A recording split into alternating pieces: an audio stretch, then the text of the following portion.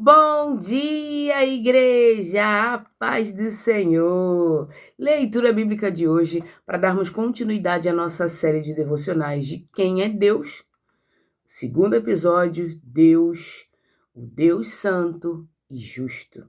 Aqui são duas qualidades, mas Deus tem muito mais qualidades aí que a gente pode acrescentar a Ele, que ao longo da semana nós vamos vendo. Ontem nós aprendemos que Deus, ele é o Criador. Nós aprendemos também que ele é antes da matéria e nós aprendemos principalmente que ele é ontem, hoje e amanhã vai ser o mesmo. Ele está onde? No centro da vontade dele. E nós devemos buscar a mesma coisa, estarmos no centro da vontade de Deus.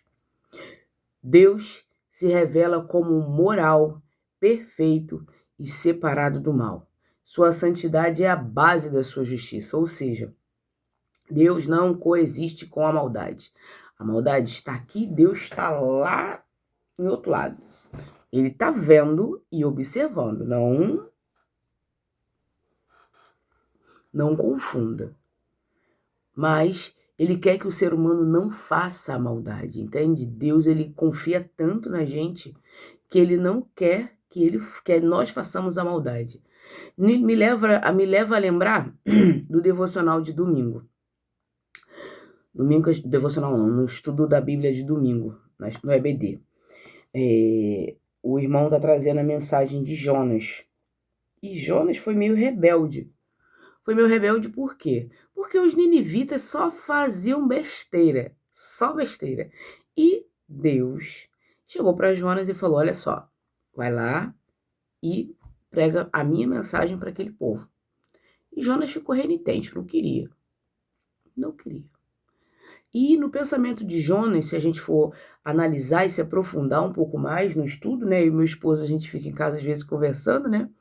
E a gente analisando o texto, né? Analisando o contexto do texto, né? Tentando se colocar no lugar de Jonas. Porque Jonas, no final, ele pega e fica revoltado porque Deus não manda queimar lá os ninivitas.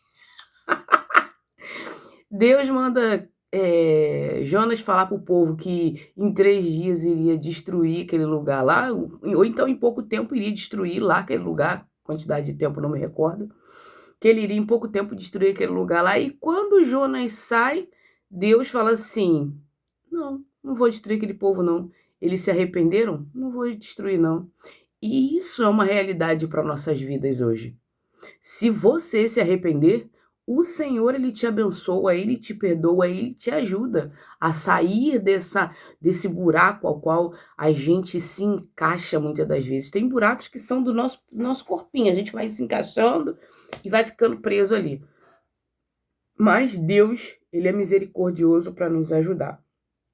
Jonas foi lá em Nínive, pregou para o povo de Nínive, o povo de Nínive se arrependeu, começou a vestir roupa de saco, a se arrepender, a fazer jejum, a falar com Deus, não, por favor, por favor, por favor, começaram a pedir a Deus mesmo, a clamar a Deus mesmo, e Deus é misericordioso para quando a gente clama. Meu irmão, minha irmã, não tem pecado que o Senhor não perdoe. Não tem problema que o Senhor não reverta. Então, por mais que sejamos falhos, pecadores, o Senhor nos ama. E por nos amar, claro, nós vamos receber as consequências das nossas escolhas. Isso aí é inegável. Nossas escolhas, os nossos erros, a gente paga por eles. Entende? Se eu roubo, eu vou ser presa. Entende? Mas é aquilo. Se eu roubo, eu sou presa, eu me arrependo e volto para Cristo, me volto para Deus e passo a não praticar mais os atos que eu praticava, é o combo perfeito da felicidade. Olha aí, meu irmão, pega essa senha aí, pega essa chave, porque, ó, é só vitória. Levítico 19, versículo 2. Diga o seguinte a toda a comunidade de Israel: sejam santos, porque eu, o Senhor, o Deus de vocês, sou santo. Aqui é um código da santificação, da santidade. O Senhor, ele nos chama a ser santos. Ele nos chama a sair do nosso pecado, a retirar o nosso pecado e a viver em santidade. Santidade nossa, não a santidade dele. Nós vamos aprender com ele, a como ele é santo, para assim a gente ser santo também. Eu nunca imaginei Deus praticando um assalto. Nunca imaginei Deus traindo alguém. Nunca imaginei Deus dando um tapa em alguém. Tá certo? De vez em quando a gente pensa que tem pessoas que merecem. Eu sou uma delas, que às vezes Deus tem que dar um peteleco assim, ó. Acorda, menina. E é sobre isso. Deus estabelece a si mesmo como padrão. A santidade do povo é uma resposta à natureza de Deus. O imperativo "sejam santos" indica que a separação do pecado é o que identifica o povo como pertencente ao Senhor. Ou seja, para você ser conhecido como do Senhor, você precisa ser santo. Nós precisamos ser santos. Precisamos aplicar diariamente a santidade de Deus. E ela não é uma santidade inalcançável, ela é uma santidade alcançável. Porque olha para a sua vida lá atrás. Quantos pecados você cometeu da sua conversão até hoje? Olha quanta misericórdia o Senhor exercitou na sua vida. Quantas vezes o Senhor foi bondoso. Assim como os ninivitas, o Senhor foi bondoso com os ninivitas. Eles estavam ali, ó, pecando, fazendo um monte de maluquice, coisas inimagináveis. Mas o Senhor foi misericordioso porque o povo se arrependeu. Então, a chave é o arrependimento. Mas é aquilo, se a chave é o arrependimento, eu vou viver me arrependendo? Entende? Deus, ele dá a oportunidade para a gente melhorar. Não quer dizer que Deus, ele se agrada do nosso arrependimento, que a gente vai pecar, aí vai se arrepender. Aí vai pecar, aí vai se arrepender. Aí vai pecar, aí vai se arrepender. E nisso, assim, vira um ciclo vicioso, uma bola de neve que você nem sabe de onde que tu saiu. Ser santo hoje não é se isolar do mundo, mas agir de forma diferente dentro dele. Quando você é honesto onde todos mentem, ou generoso onde há egoísmo, você está refletindo a santidade de Deus. A pergunta do dia é: como minhas escolhas hoje mostram que eu pertenço a um Deus diferente? Santidade, Kodesh, significa separação e pureza. Separados, exclusivos, diferenciados. Ou a pureza. O padrão de vida cristão não é o mundo, mas o caráter de Deus. O mundo, ele tem o seu padrão. Deus tem o padrão dele. E nós, para nos mantermos alinhados com Deus, nos resguardamos do padrão de Deus, não do padrão do mundo. Isaías 6, versículo 3. E proclamavam uns com os outros: Santo, Santo, Santo é o Senhor dos exércitos. A terra inteira está cheia da sua glória. Já vemos outra qualidade. Deus, ele é santo e é o Senhor dos exércitos. Ele comanda em todo mundo, comanda tudo, manda na parada toda. Não adianta você pensar que foge da presença de Deus, que não foge. Ele manda em tudo e nós obedecemos. Isaías tem uma visão do trono de Deus no ano em que o rei Uzias morreu. É um momento de crise política e o profeta é confrontado com a soberania absoluta do Rei Celestial. Na língua hebraica, a repetição de 3 vezes é o grau máximo de superlativo. Deus não é apenas santo, ele é a santidade absoluta. A glória é a manifestação visível dessa santidade que preenche toda a criação. Ou seja, se nos tornamos santos como Deus é santo, a glória de Deus, ela vai habitar em nós. todos nós vamos estar na glória de Deus, vamos estar com Ele na glória. Diante das crises e morte de reis, perdas de segurança terrena, lembre-se de que o trono de Deus permanece ocupado. Reconhecer a santidade de Deus hoje ajuda a colocar os seus problemas na perspectiva correta. Ele é maior do que qualquer situação que pareça fora do controle. Não adianta. Deus é o soberano de tudo. Não existe problema, não existe luta, não existe batalha que o Senhor já não tenha vencido.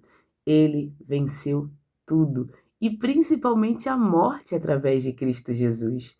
Quando alguém fala assim, tem jeito para tudo, só não tem jeito para a morte. Até para a morte tem jeito. O jeito para a morte é Cristo Jesus. Para aqueles que buscam o Senhor e que querem a sua salvação. Eita glória! A repetição da tríplice na cultura hebraica é o grau máximo da ênfase. Tem um irmão que ele fala assim, se alguém falar que você tem um problema 3 vezes, pode crer que você tem esse problema. Se 3 pessoas diferentes vierem falar com você que você tem algum problema, com certeza você tem um problema. E precisa ser tratado. Problemas precisam ser tratados. Pessoas podem ser tratadas. Almas podem ser redirecionadas ao Senhor. E nós aprendemos a mudar a nossa ênfase, o nosso foco. Principalmente para Deus e para Cristo Jesus. Nós não somos síndrome de Gabriela. Eu nasci assim, vou crescer assim, vou ser sempre assim, Gabriela. Ninguém é assim.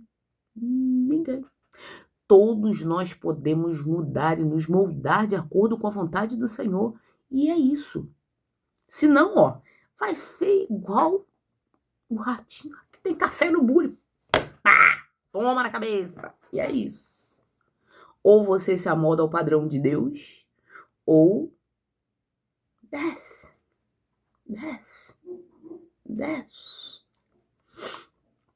Cultive um temor reverente. Ele não é um amigão comum, é o rei majestoso. Ele precisa ser reverenciado, ele precisa ser almejado. Esse rei. E ele é nosso amigo. O rei é o nosso amigo. Ele não é alguém inalcançável. Ele é alguém alcançável. Está a uma oração de distância. Orou, o Senhor ouviu. Leu a Bíblia, o Senhor respondeu. E é assim que ele trabalha. Salmos 11, versículo 7. Pois o Senhor é justo, ele ama a justiça, os retos verão a sua face. Quem anda com Deus, quem anda em retidão, quem busca a sua face, vai encontrar. Encontra, pode não ser que olhe assim, tete a tete, mas vai encontrar milagre a qualquer lugar, em qualquer lugar. O milagre vai ser visto em qualquer lugar. Davi está sendo aconselhado a fugir como um pássaro, porque os fundamentos da sociedade estão sendo destruídos.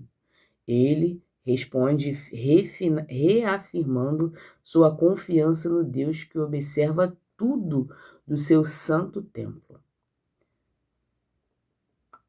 Aqui a santidade de Deus se traduz em justiça. Deus não é apenas neutro, ele ama o que é correto. A promessa de ver a face sugere intimidade e aprovação divina para aqueles que alinham sua vida ao caráter de Deus. E é maravilhoso quando você alinha a sua vida ao caráter de Deus. Em um mundo que parece injusto, não perca a sua integridade. Deus se agrada quando você escolhe o caminho reto. Mesmo que ninguém esteja olhando, ver a face de Deus hoje significa desfrutar de uma consciência limpa e da paz que vem de fazer o que é certo, que é correto, que é justo, que é bom. A justiça é um atributo intrínseco. Deus não pode ser conivente com o erro. Você pode cometer o erro, mas você colherá as consequências desse erro. Não adianta. Todos nós pagamos por nossos erros. E a matemática, ela não fecha. A matemática do erro, ela não fecha. Você pode ter cometido o erro, você vai ser taxado por esse erro até o final da sua vida. Quem te perdoa e te dá a salvação é Deus, mas você vai ser taxado por esse erro. Lembra lá de Caim? Caim, quando tira a vida de Abel, Caim pega e chega até Deus e fica com medo. Por que ele fica com medo? Porque ele fala, vou me matar porque eu matei meu irmão. Ou seja, ele pega e faz essa observação a Deus e Deus deixa nele uma marca. Deixa uma marca registrada do erro dele, para ninguém efetuar, matar ele, né? E também para que as pessoas saibam do erro que ele cometeu e que Deus não estava satisfeito com aquilo. Deus, ele não fica satisfeito com o erro. Deus, ele não aprova o erro, mas ele quer que a gente se arrependa. Acredito que Deus, ali naquele momento que colocou aquela marca em Caim, colocou para ele verificar qual foi o erro dele, a intenção dele de ter retirado a vida do irmão, e para ele pensar e tentar voltar para os caminhos do Senhor. Voltar o seu coração para Deus. É assim que Deus age com a gente hoje. Por mais que a gente seja renitente, por mais que a gente não seja muito bom, Deus, ele tem misericórdia de nós e nos ajuda a chegar até um bom caminho. Ele nos ajuda a ter um bom caminho, a trilhar um bom caminho. Mas para isso eu preciso, me voltar à vontade do Senhor. Mesmo que o mundo pareça injusto, confie que o juiz final fará o que é certo. Deus tem o martelo da vida. E nesse martelo da vida é Ele quem dá o veredito. E Ele dando o veredito, é Ele quem diz o que é certo e o que é errado. O que é bom e o que não é bom. Quem vai ser salvo, quem não vai ser salvo. Ele sabe de todas as coisas. Mas entenda, o fim não justifica os meios. Não pense que no último momento vou me arrepender, como o ladrão lá da cruz, eu vou me arrepender e o Senhor, ele vai me perdoar. Deus pode perdoar? Sim, mas ele quer ver o arrependimento, o fruto do arrependimento na sua jornada, na sua caminhada. Abacuque 1, versículo 13. Teus olhos são puros demais para contemplarem o mal. Não podes tolerar a maldade, porque suportas então os perversos, porque ficas calado enquanto os ímpios engolem os que são mais justos do que eles. Aqui o profeta está em um diálogo honesto e angustiado com Deus. Ele não entende porque Deus usaria uma nação ainda mais cruel, os caldeus, para punir Judá. Ou seja, questione meus métodos, mas nunca os meus resultados. Acho que Deus deve falar assim, questione meus métodos, mas nunca os meus resultados. Aqui o profeta Abacuque, ele está indignado. Por quê? Porque ele está vendo que os caldeuses, eles estão lá arrasando com Israel e aquilo. Ele está chateado, ele está se colocando no lugar de Deus, de juiz. Tipo assim, pô Deus, o povo vai aprender, mas precisa dessa violência toda? Precisa desse povo aí violento todo? Questione meus métodos, mas nunca questione meus resultados. Israel, muitas das vezes, só funcionava sob pressão. E é aquilo, se você escolheu ser o povo de Deus, às vezes o Senhor vai te amassar. Às vezes o Senhor vai te apertar para você exalar o aroma que Ele tem, que é só para você. Exalar. É complicado, é difícil de entender, mas os resultados eles vêm. Entende? Às vezes você não entende um propósito que você está passando hoje, uma luta que você está passando hoje, que você pega, você olha para Deus e você fala, Senhor, por que eu estou passando por isso? Eu não mereço isso, não é questão de merecimento. Mas o Senhor quer te mostrar algo e a todos à sua volta também através da sua vida. Então, se você escolhe ser do Senhor, se você escolhe ter a Ele, o Deus de Israel, como seu Deus, às vezes a corda vai apertar um pouquinho mais. Mas é aquilo, confia no processo que o Senhor, Ele lá no final, Ele te honra. Ele honra o seu nome. Ele vai te colocar em locais aonde Ele vai ser exaltado. Aonde você vai dizer assim, ó, foi o Senhor. É o Senhor. Aqui é o Senhor. Então, o Senhor muitas das vezes tem que nos mostrar quem Ele é na nossa vida para a gente entender e assim confiar mais nele. Porque é muito fácil a gente perder a nossa confiança no Senhor. É muito fácil a gente se desviar do caminho dele. Mas ele quer e ele tem um projeto para nossas vidas. Nós somos um projeto de Deus. E por estarmos nele, muitas das vezes, ou em algumas vezes, nós vamos ser amassados, apertados, refeitos, como um vaso de barro nas mãos do olheiro. Ele tá lá, a massa só crua e ele vai dando forma. Às vezes ele tem que apertar um pouquinho mais, às vezes ele tem que subir, às vezes ele tem que girar um pouquinho para cá, às vezes tem que girar um pouquinho para cá, às vezes tem que fiar a mão para fazer um buraco, mas por sermos o vaso na mão do olheiro, meu irmão, minha irmã, pode ter certeza que o vaso ele vai ficar lindo, todo decorado. O meu é cheio de strass, cheio de brilho, porque eu gosto do brilho, o meu é cheio de brilho. Mas o Senhor, ele sabe qual é o final da história. Ele sabe aonde ele vai apertar, ele sabe aonde que ele vai mexer, aonde que ele vai enfiar a mão dele lá para poder tirar aquela massa toda e a massa se tornar um vaso realmente pronto para o Senhor utilizar. Ó, e você assim, ó, despejar coisas boas em todo mundo. Caramba, olha, gostei desse versículo. Já é um para eu botar no meu coração para exercitar. Este versículo destaca a pureza moral de Deus. A santidade divina é incompatível com o pecado. O pecado não coexiste com Deus. O profeta usa esse atributo de Deus para questionar o silêncio aparente do Senhor diante da injustiça, mostrando que podemos levar nossas dúvidas honestas a um Deus santo. Você pode orar ao Senhor e levar seus questionamentos, Senhor, mas para quê? Não é o porquê, mas para que eu estou passando tal situação? Para que eu estou vivendo tal situação? Desse jeito, o Senhor te responde. Mas não adianta, eu não quero mais amor eu não quero, não quero. Parece uma maritaca. Só fica falando não quero, não quero, não quero, repetidamente. Confia no processo.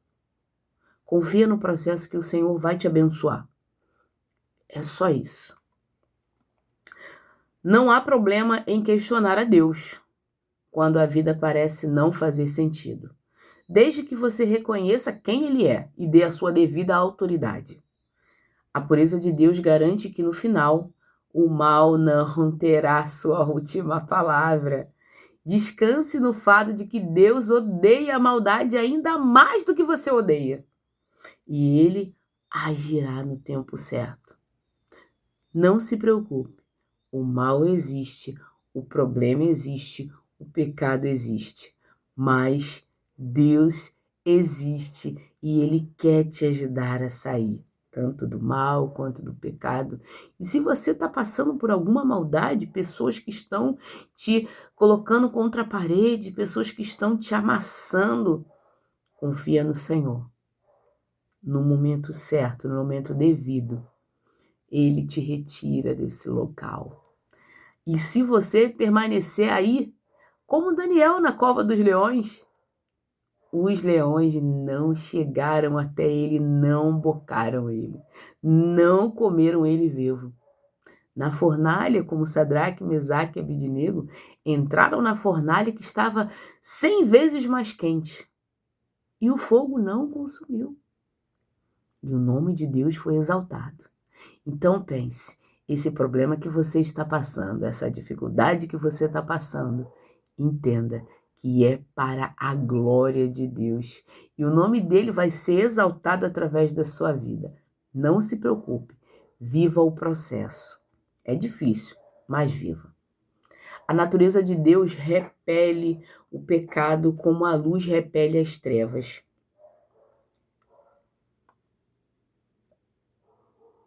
Mas em um dos atributos mais centrais e por vezes mais incompreendidos de Deus, a sua santidade no hebraico, a palavra é kadosh, que significa separado, cortado ou totalmente outro. Diga o seguinte a toda a comunidade de Israel: sejam santos, porque eu sou santo.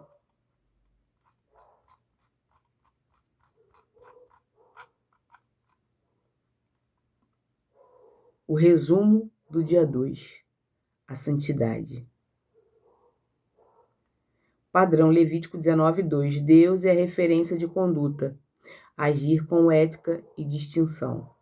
Majestade, Isaías 6:3. Ele é totalmente puro e soberano. Adoração e reverência em meio ao caos. Retidão, Salmos 11:7. Deus ama e defende o que é justo. Integridade gera intimidade com Deus. Pureza, Abacuque 1, versículo 13. Ele não tolera a maldade para sempre. Confiança no julgamento de Deus. Deus é o ser moralmente perfeito. Ele não é apenas bom, ele é a própria definição de perfeição e justiça. Sua santidade é o que garante que ele nunca mentirá para você, nunca falhará em suas promessas e nunca agirá de forma injusta. Isso nos mostra a necessidade desesperada de termos um mediador entre Deus e nós, homens, Cristo Jesus. Amém? Vamos orar? Pai amado e querido Deus, graças te damos por mais um dia que se chama hoje, Senhor. Obrigada, Pai, pelo teu amor, pela tua misericórdia, por tudo que o Senhor representa em nossas vidas. Perdoe nossos pecados, nossas falhas e nos ajude, Senhor, a ser melhores para ti. Pai, muito obrigada por nos mostrar que o Senhor é santo e que precisamos também ser santos porque o Senhor é santo. Nos ajude, Senhor, a alcançarmos a tua santidade através do estudo da tua palavra. Que possamos, Pai, a cada vez mais aprender do Senhor, aprender quem o Senhor é e a colocar em prática aquilo que o Senhor deseja para nossas vidas. Muito obrigada. Toma esse dia nas tuas mãos, dirija nossas vidas, nosso caminhar, nosso viver. Muito obrigada, Pai. Hoje eu oro e já te agradeço em nome de Jesus. Amém.